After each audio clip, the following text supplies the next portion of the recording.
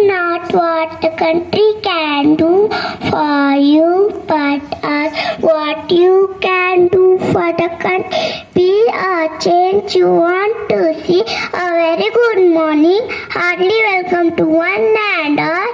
We the students of UKG C class have a message on Swachhata and are relating on Clean India, Green India.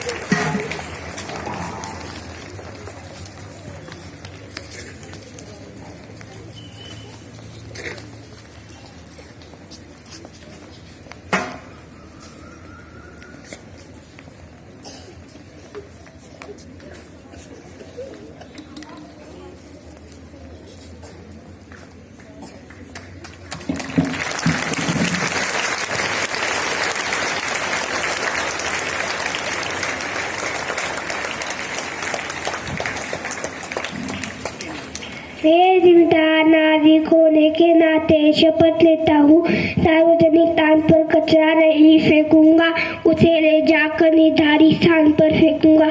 मेरा आप सबसे विनम्र अनुरोध है कि यह देश की आवाज बने। क्या आप सब मेरे साथ हैं? क्या आप सब मेरे साथ हैं? क्या आप सब मेरे साथ हैं? हम सबका एक ही सपना स्वच्छ भारत हो अपना। भारत माता की जय, भारत माता की जय, भारत माता की जय।